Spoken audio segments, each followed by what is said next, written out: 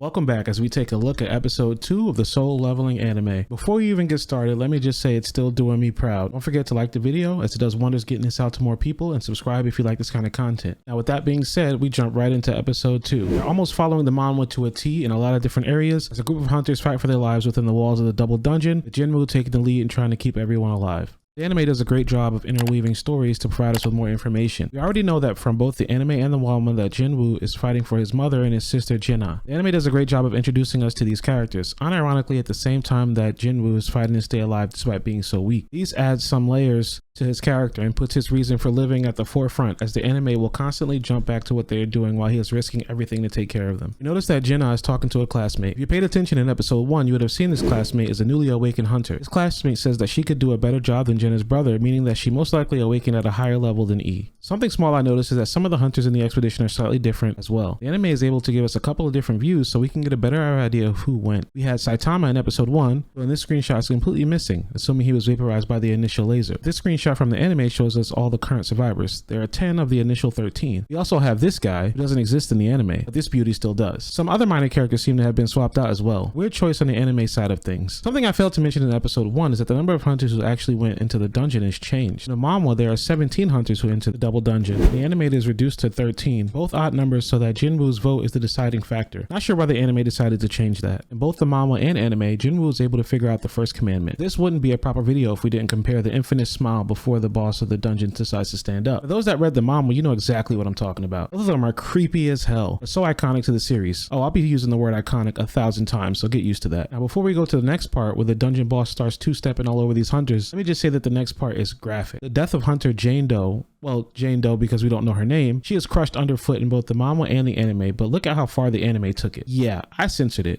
Go watch it yourself, you weirdo. Park's death is the same in both the manhwa and the anime, where he is cut in half by the sword-wielding statue. So I didn't feel the need to compare those two scenes. The hunters rush to the statues holding instruments as instructed by Jinwoo, and they complete the second commandment, although not without major losses. Now we have one minor thing and one interesting thing that happens in the next scene. Perhaps just as iconic as the smiling scene is the altar. Again, that's just Solo Leveling fanboy and me speaking. Maybe no one actually gives a damn. Once the second commandment is complete, the boss of the dungeon raises the altar. He does this while standing in the manhwa and sitting in the anime. A small difference. However, the major difference I want to point out is when Kim is threatening the group leader. Kim, who was Park's good friend, threatens the group leader and tells him he should be the sacrifice for the altar. The anime decided to do something that I hope doesn't stick. In the anime, Kim just unsheaths his sword. However, much more interestingly in the manhwa, Kim is able to materialize his blade at will, almost as if unsheathing it from a pocket dimension. I know I said sheathing, but I literally just recorded that line like 5 times. I'm not going to get it. I can understand that they probably did this to save time. I mean, look at the art. He almost looks like a badass. I'm sure animating that would have took considerably more time. However, I hope some of the smaller things aren't cut out like that one in the future.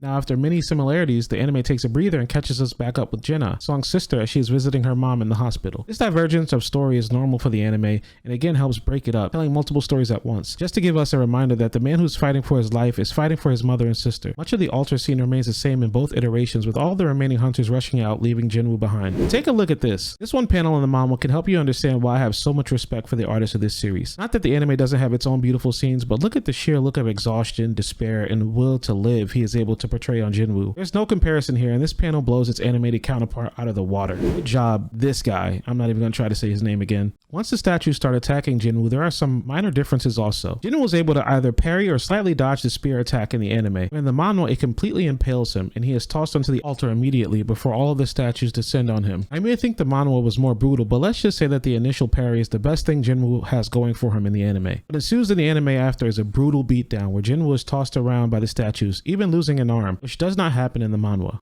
His body is flung around the dungeon floor before he is finally impaled by the spear. This scene is emotionally charged as Jinwoo reflects on the events that transpired and his reasons for wanting to live, cursing those that left him behind out of selfishness and almost himself for being so weak and failing despite always trying his hardest. While I was able to feel Jinwoo's rage and despair in the manhwa while he is reflecting in the anime, putting a voice to the rage and sorrow make it hit entirely different. The voice actor delivers a hell of a scene here as the statues descend upon Jinwoo and we have the courage of the weak quest completion. Damn, they chose a good ass spot to end this episode. Not a lot happened in this episode and it may seem like there are some gaps. However, I didn't mention it. Either happened in both iterations or I forgot it. It happens. Thanks for watching another episode of whatever the hell this series is at this point. If you want me to compare more episodes and give my opinion on how the anime is doing, drop a comment below. Don't forget to like the video and I'll see you in episode 3.